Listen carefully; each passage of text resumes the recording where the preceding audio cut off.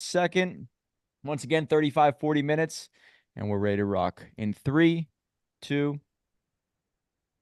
Welcome to another episode of Million Dollar Stories, where we get to interview authors all over the world. And it's pretty cool to talk to our next guest again about spirituality. Today is, it's obviously, we're leading up to Easter, and today is a Fish Friday, one of my favorite days of the year where I could have fish and sort of make it a celebratory moment. And so spirituality is on the top of many people's minds. And I think that's why this book is so relevant right now. The book we're talking about is Engaging Heaven for Trade, Living the Principles of a Traded Life. And we have the author who has written many books, Dr. Ron Horner. Thanks so much for being here, sir.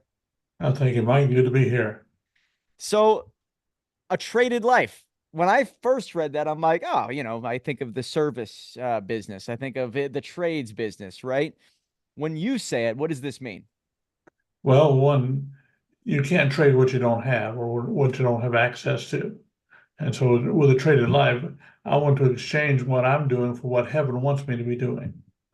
A lot of people are struggling with, am I doing the right thing? Or whatever they've got is just not working. So sometimes there's a matter of an exchange that you need to make in order to have the success that you're after. Right. So in order to so I have a state of abundance now. I believe I have everything that I need to make my dreams come true. So does that mean that in order to obtain maybe more or whatever, something of me has to be given to someone else? uh, if not to someone else, to the Father, for example. Jesus said, I had to increase, and John the Baptist rather said, I must decrease and he must increase. And that's kind of a principle that we have sometimes, that the more we surrender our own ways of doing things, our own mindsets, etc., and take on the mindsets that the Father may have for us to have, then the more success we can experience based on that. Because he's not against success. He's looking for ways to bless you. And he says, I've given you the power to get wealth, to establish my covenant in the earth. Yeah, and it's the Matthew principle. I believe it's the story of the talents, right? Those who have everything, more will be given. To those who have nothing, everything will be taken, which means that we are given skill sets, resources, tools, strengths.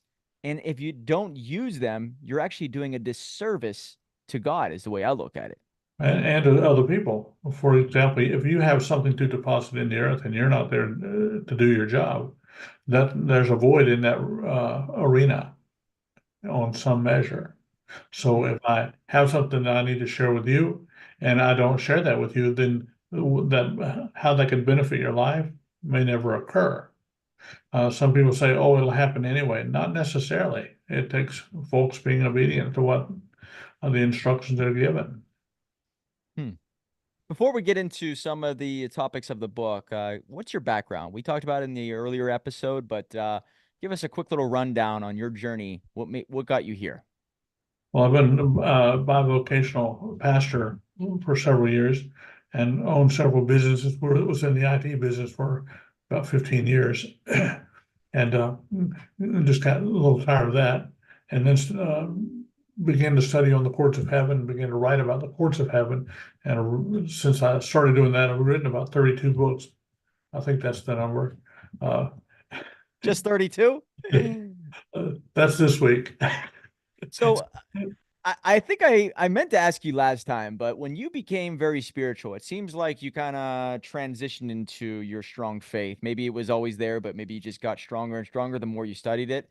When my uncle went into becoming a priest, there was all kinds of story. He didn't end up becoming a priest. He went into the seminary and then he changed his mind. But while he was in there, he felt forces of evil. He felt some scary moments. It was almost like he was being tested, and he told us some really scary ghost stories whenever he was training to be a priest of waking up in the middle of the night, the cross being upside down in his dorm room or whatever it is, and mind-boggling stuff. So did you ever experience any type of test or scary moments when you became, number one, more committed to God, but number two, more vocal about your beliefs? Not so much anything like that. We've worked with people, and I have books on those why you have those scary moments. Got two books on that, on what experiences that we've had and how to help people get free from those things, because that's a whole nother subject. Yeah. So can you give us a quick little synopsis on why that happens to some people? Well, we've heard the story, we've heard the term ghost, and that is in essence a person when they die, their spirit, we would always taught going to either heaven or hell, but some don't immediately make that transition. If you're were never a believer, you're not excited about going to hell. But by the same token, you're probably not real sure if I'm going to qualify for heaven. I know with the in the Catholic faith, you want the last rites administered. Otherwise, they feel like there's a holdup. And Protestant denominations don't necessarily have that, but a lot of poor teaching on what heaven is about. They're not sure if they're going to make it or not, if they qualify for it, or God will forgive their sins and stuff like that. And so they don't necessarily transition, and so they're looking for a place to hang out. And Hmm. Jesus talks about this in Matthew 12 and Luke 11. And when he says, when a spirit goes out of a man, it wanders around seeking a place of rest.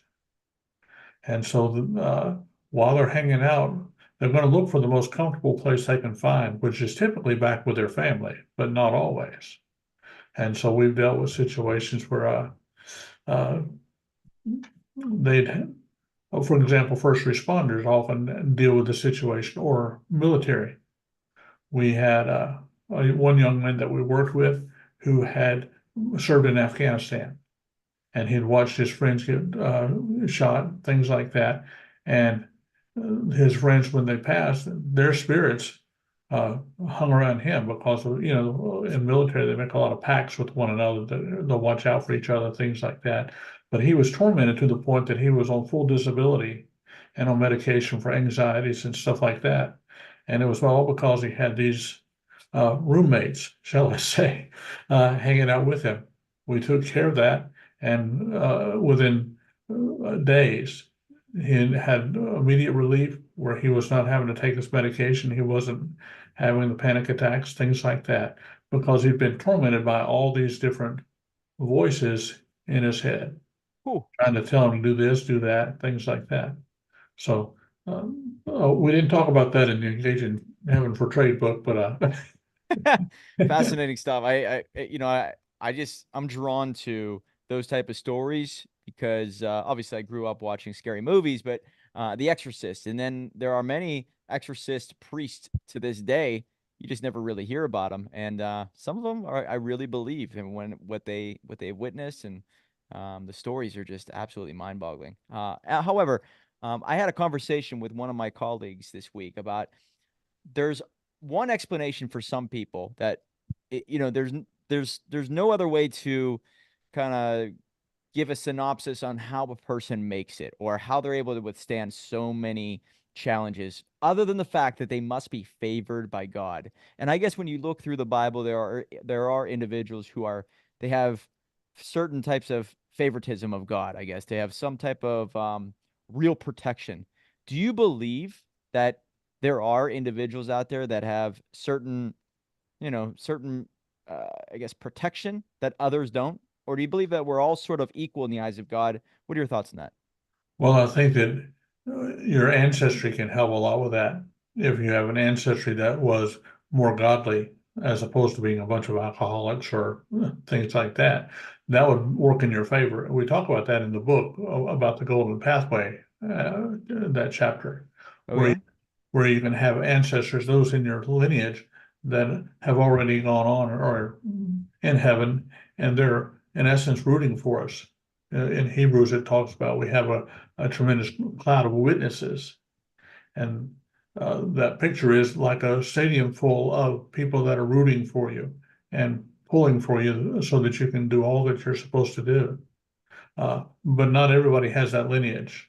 Uh, Most of us are first generation heathen, if you want to call it that, Yeah. where they don't have a lineage of godly ancestry. Uh, but I knew in one aspect of my lineage, when I did some research in one family tree. They bragged about none of the men in that lineage had been to church in 250 years. That's not a plus sign, I don't think. That makes sense. So what you're saying is that there are generational curses, plain Yeah, and simple, in the spiritual world and in the financial world and in the just the philosophical world. right. Uh, every action has some kind of consequence to it, good or bad. And sometimes people say, well, God put a curse on me. No, not necessarily. The actions that you took opened a set of doors, so to speak, for a curse to land on you. In Proverbs, it tells us that a curse can't land unless there's a reason for it. So if I'm doing all I know to do to keep myself clear, then that curse won't land on me. But I can qualify for that curse by doing certain things, for unforgiveness or all kinds of just wicked behaviors, things like that. And I know this is not always language that you talk about in the business arena that you're referring to, and I don't necessarily have other language for it because I've been in the faith arena for so long. You have your own language after a while. Yeah, you do. I And know so, that. so I'm trying to package it in a way that some of the folks that are listening will can receive that. Uh, because heaven wants to be involved in your business and to see you succeed in your business. And it's got some principles and some patterns that we can follow so that we can be successful. Uh, but we have a lineage that's working for you. See, when we go to heaven, we're not just going to sit around playing harps and worshiping all the time. We're going to have things to do. It's just another plane of existence. And with that, you'll have a job to do, so to speak. Mike, you might be doing interviews for people up there. Yeah. Yeah, well, it's funny you say that because I didn't become, I guess you could say, financially successful until I felt like I was doing what I felt was right in totality, right? Spiritually, mentally, physically, all of it. So like once it all came together, it was like I righted the ship and then things started to flow naturally. So maybe it's like, I mean, heaven's got to be a part of your business, or your business, if done right, is in the favor of those in heaven or just God in general. So you have it. I think it's a subchapter. It's called Blueprints of Heaven. The quote is, "The blueprints of heaven for business are full." And there's a few things here. And it says, "There were so many methods and manners of conducting business that we would not even have to copy someone else because we have our own blueprint." What is this all about? Well, some people are saying, I got to do what so and so is doing. Well, what so and so is doing work for so and so, but it may not work for you. I'm sure you have all the books that you help publish. You have, this is the way you do it, the way that I did it. Well, it's really the way they did it, not necessarily the way Bob next door does it. Bingo. It may not work for him. Lots of factors involved in that. Uh, and heaven is saying there's so many ways you can do things. You don't have to lock into the way everybody else has done it. Heaven has a whole new blueprint in your case that will work for you, and it won't work for the guy next to you doing everything the same way because you have a certain things that you're bringing to the table. Hmm. So when it comes to those, I think you said a few principles that are maybe beneficial for like the average entrepreneur or the average person listening as an entrepreneur looking to start or grow or even sell their business. So what are some of the principles that they can learn from your book that will help them maybe become more favored by God, that would also give them an advantage, not only in the marketplace, the business world, but in the spiritual world? Okay. Well, a couple of the other books that are written are called Building Your Business from Heaven Down. And the principle there is instead of starting something here and then saying, God, please bless this, why don't we find out what heaven wants us to be doing and do that? Reverse engineer the goal, right? The vision, the Right. Yeah. destination, and then come back. I like Right. that. Starting from heaven, then down here, and implementing what heaven has, because heaven has all kinds of resources for business owners, entrepreneurs, uh, so that they can be more successful. They don't have to depend on their own wisdom, for example, but they can depend on what heaven has for them so they can bring these things into the earth. Because again, heaven wants you to be successful. He's got some things for you to do that only you can do. You have Mike Fallett has your flavor. It doesn't have somebody else's flavor, and you don't need anybody else's. You're busy enough with you. Okay. And one of the other principles is whatever I honor, I'll have the benefit of. But if I dishonor something, I can lose the benefit of whatever that is. Ooh, can you give us an example? I love that quote. Okay, let me say it again. What we honor, we'll have the benefit of. So, for example, you bring certain things to the table. So if I'll honor you in that and learn from what you brought to the table, then I can have the benefit and glean from that information from that skill set or whatever, and it can benefit my life, benefit my future, etc. Again, we don't have to copy each other. There's enough information out there, enough ways to do it, and with the internet, it's become wide open what we can do. I mean, what we're doing right now, we couldn't have thought about 10 years ago. Not on the price point that we can do it now. We would have hundreds of thousands of dollars invested in just equipment here a few years ago, and now just a few dollars. So, if I can honor what you do, honor what you bring to the table, it'll benefit me. I can use what I learned from you and build on that. Because just like with our kids, we want our kids to do better than we've done. So let them learn from our experiences and from our mistakes, and hopefully not make the same ones or make worse ones. But when we recognize something, always give honor to what can benefit you. Yeah, it's pretty wild how I look at entrepreneurship as a personal development journey disguised as a business journey. And so in 2020, I started to make a lot of changes and I started to evaluate those in my life. And I realized I was making so many poor decisions with my relationships, the girls I was dating, and I was looking at business as completely separate. And once I realized that they're all combined, it's all in one, it's one life. And basically, you're judged on the sum, right? The totality of how you live, not just in segments. Then I realized I'm causing all of these problems. I'm putting myself in really, really bad situations.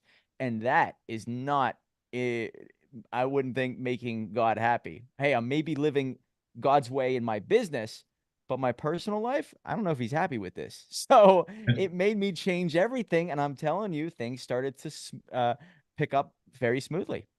It gelled a whole lot better when you begin to recognize what the other brought to the table, how they built a whole framework for your life.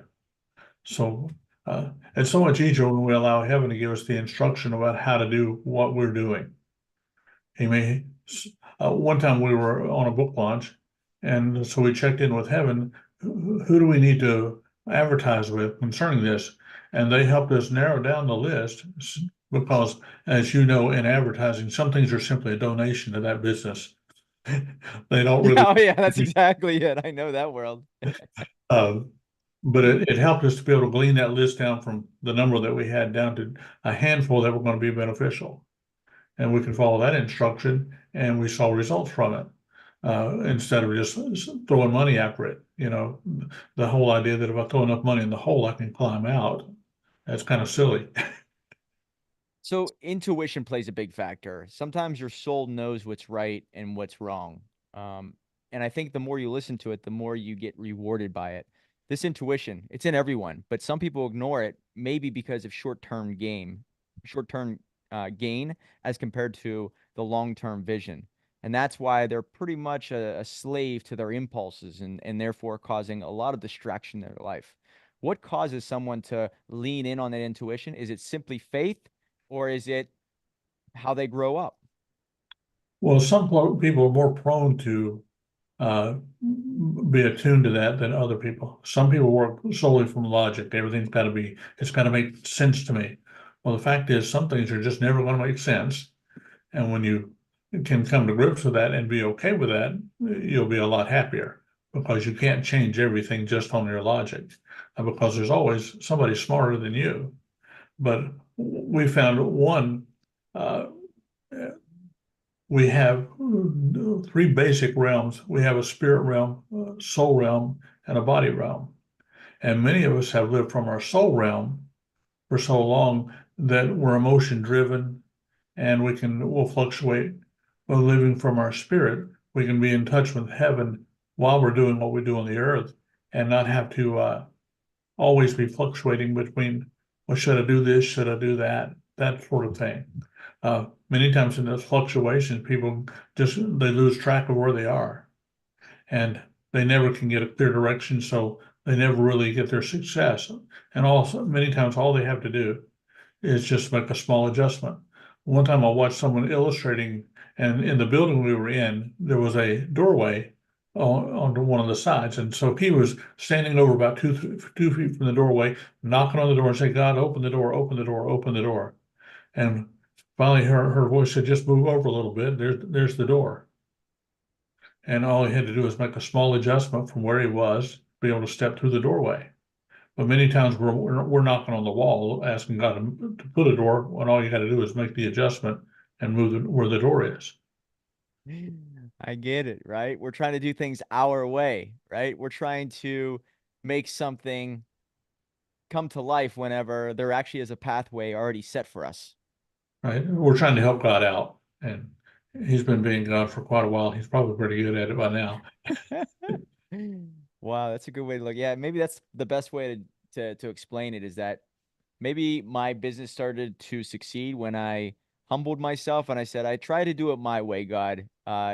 You show me the way, right? I tried to take all the business advice and think logically, when really there's so much to it that if I kind of trust my gut instincts and my spirituality a little bit more and apply that to business, that's when things will start to roll. And so you do have a sentence here, and I want to bring this up because I believe this will make a lot of sense to everybody listening or watching. But the process, wait, here it is. We need to understand that worship is trade, gaining knowledge is trade, prayer is trade, and pouring out of one's life for another is trade.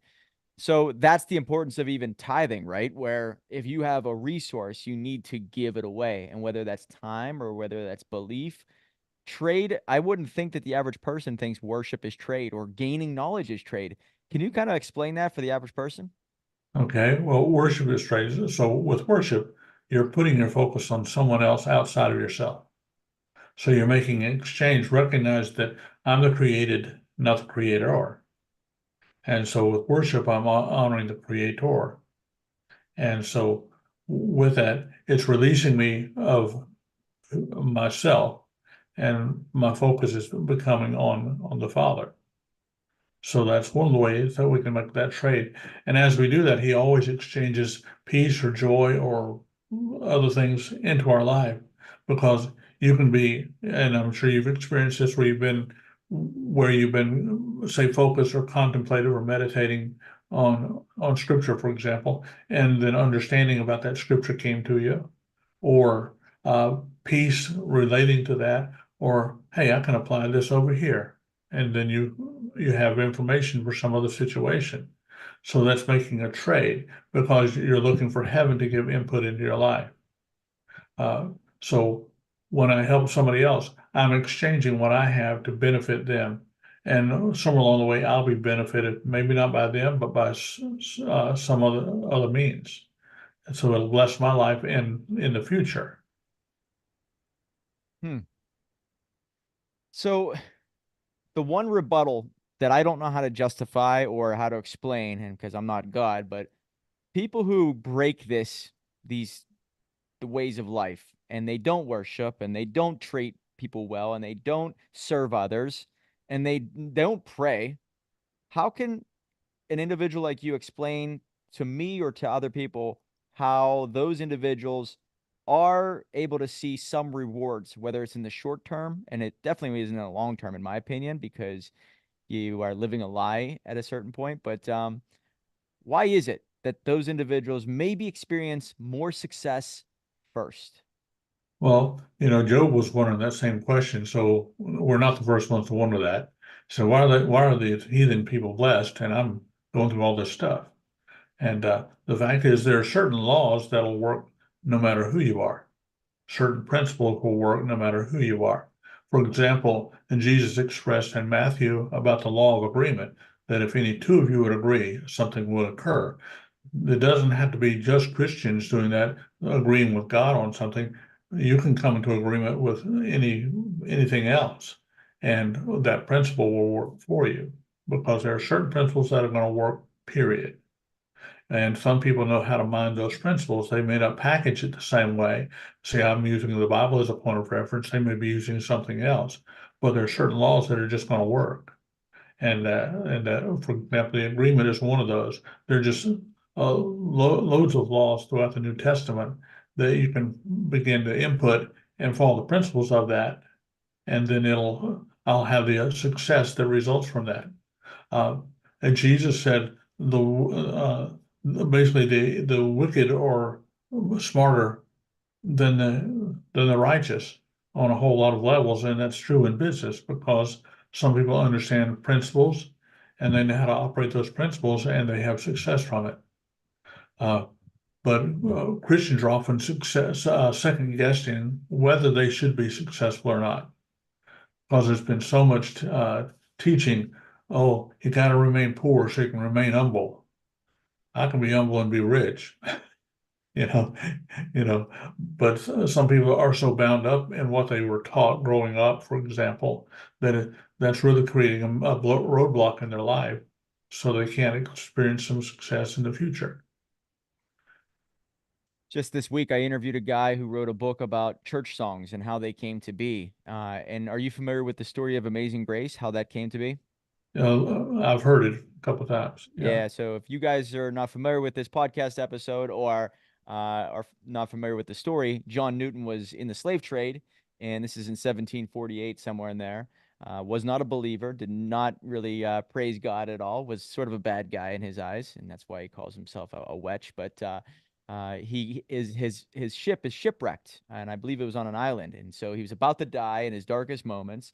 He prays to God for him to be saved, and he does get saved. And in order for him to make his life right with God, he actually gets out of the slave trade, becomes an abolitionist, gets into the church, and becomes sort of a spiritual leader in the community.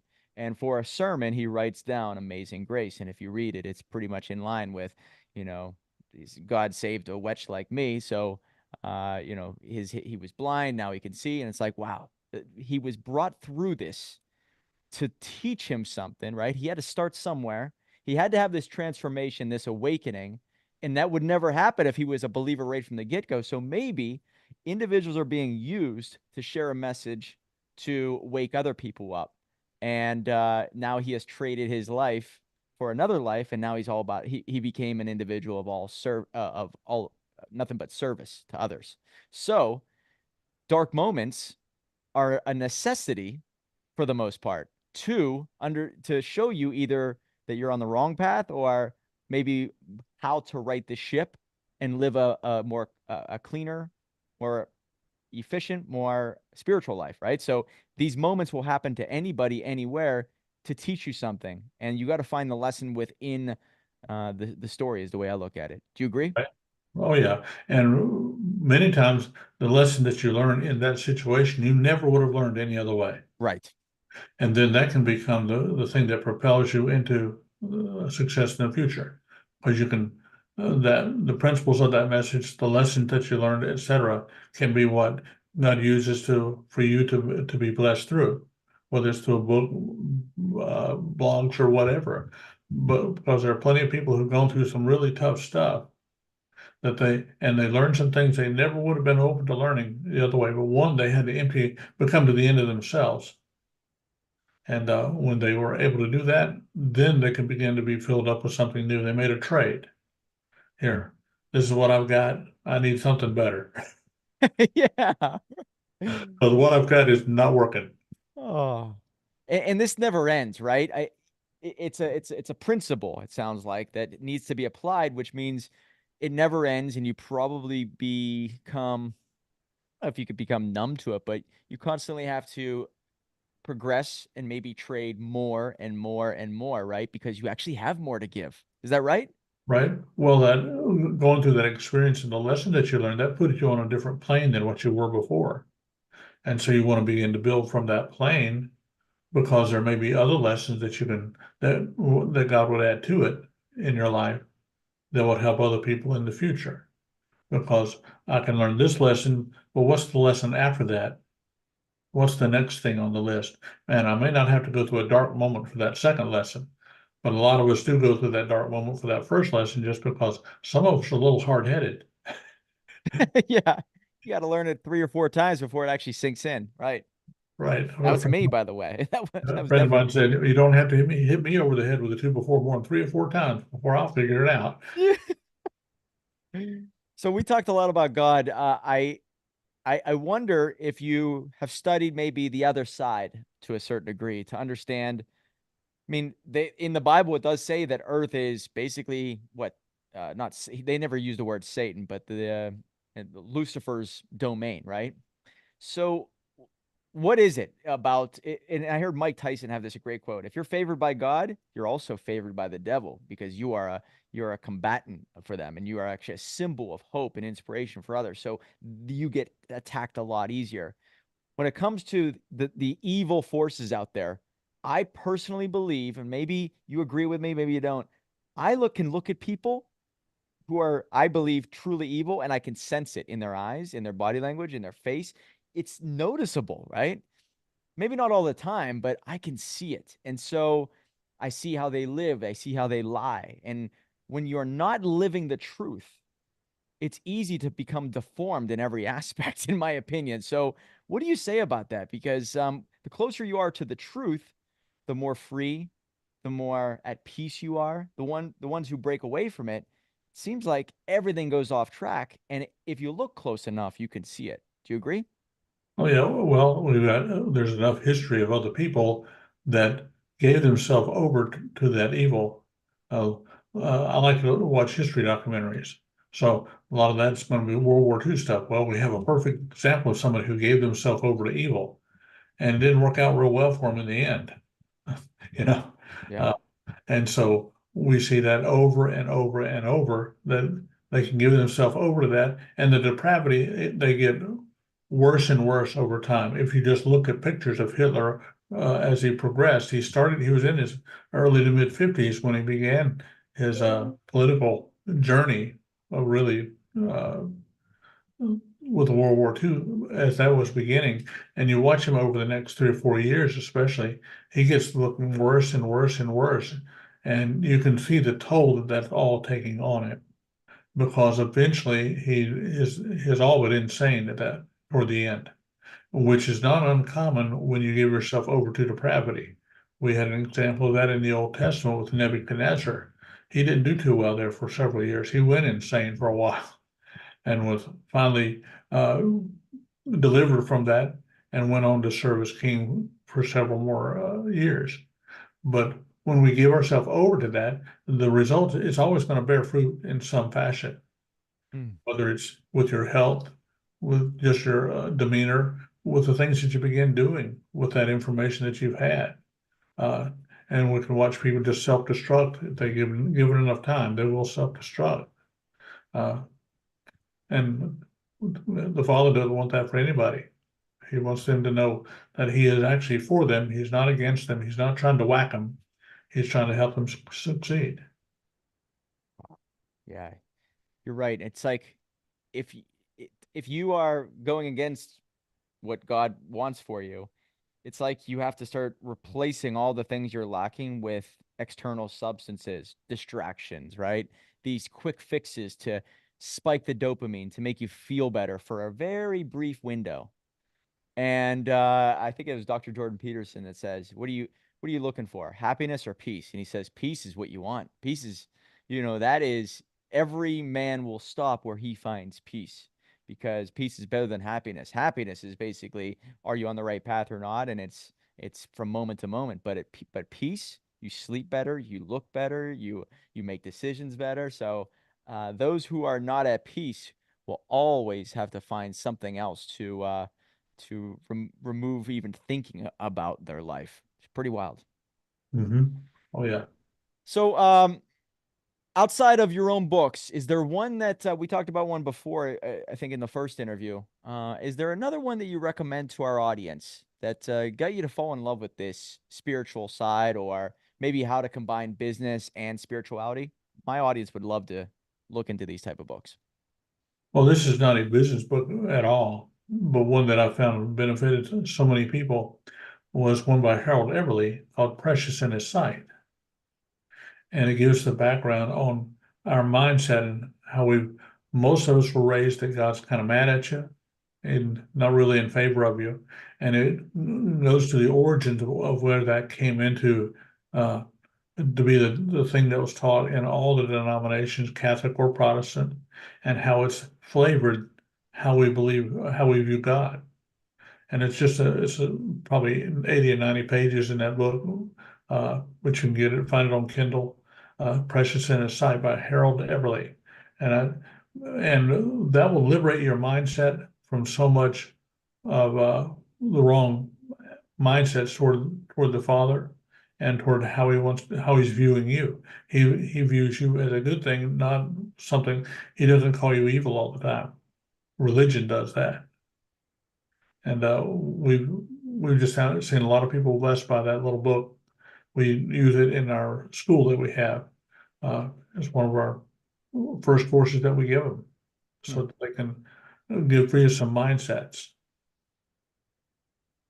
Well, since it's Lent, I always want to, kind of end it with maybe one great takeaway for our audience. And one thing that I teach people about my life, whether it works for everybody or not, I would assume it does. But the way that my business first started to have a spark of success was when I stopped thinking about my own finances, my gas bill, my mortgage, and I just said, all right, how do I help someone for no money? Let me just get out of my own way and help an individual. And I'm telling you that uh, sent me into a whole new world. Individuals started coming to me. They sent my name out. I got a lot of business. So getting out of my own way, stop thinking of myself and focusing on others was an absolute game changer. And that's what I preach to people if they ask me any type of one takeaway advice. Since this Lent, is there any one piece of advice that you would like to share when it comes to either becoming a better trader or a better service rep for God? Well, one, like you said, stop focusing on you and focusing on, okay, what need can I meet? What makes my finger wag as far as what makes me passionate about something? What can I get excited about doing? And to me, it's not work. And when we find that thing and just begin to do that, whether you see it paying you or not, just do it because one, it brings you joy. Then you'll begin to find what you need. You'll find the niche that you're supposed to be in. Because many of us have been dancing around the niche and it's right there in front of us. So what need am I here to fix? What angers me that I want to see a solution for? And if I can identify that, then I'm on my way to finding what God wants. Because many times we're saying, "Oh, what do you want me to do? What do you want me to do?" And what He wants you to do is right there in front of you. It's not so far away. It's usually it's that train at the end of the tunnel that you think was against you. You know, the train's going the other way. You just need to hop on it. So you're saying that this passion, and I've heard other business mentors say, "Don't follow your passion." I believe that passion is given to us for a reason.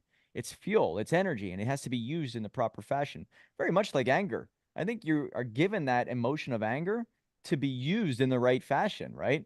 Uh, and so if you use it in the wrong way, it's like that double-edged sword. There is definitely a negative consequence that you will suffer, but this passion that was given to you is given to you for a reason. So use it in a way that does a lot of good for those around you. And that's what you would say is the great takeaway, huh?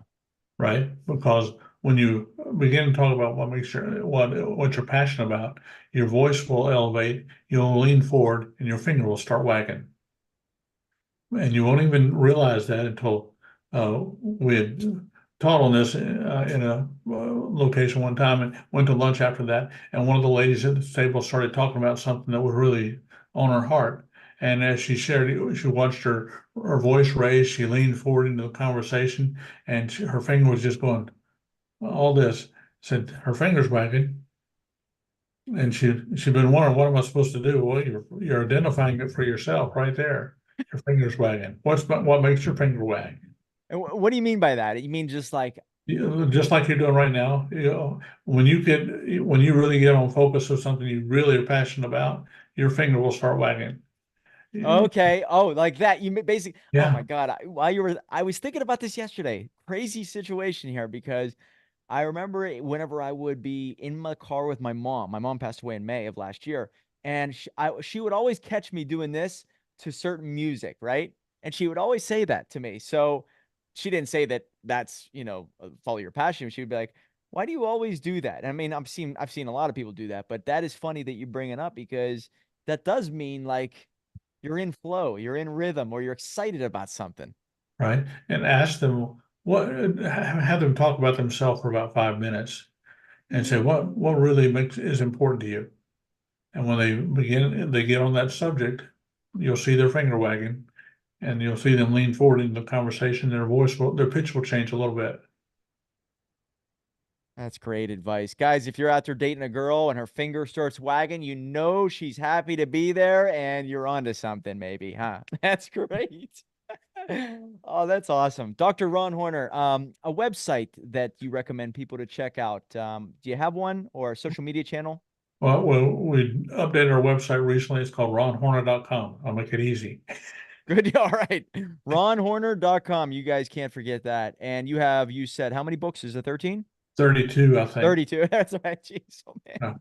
13's been a while back. Oh, Lord. There's a lot of books here, guys. Look them up. But the book we talked about today is Engaging Heaven for Trade, Living the Principles of a Traded Life.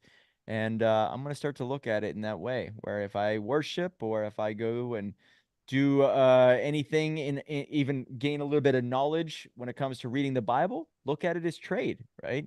You are giving energy, time, and thoughts to a higher power, to something other than yourself. Great way to look at it. Thank you so much for being here, Dr. Ron.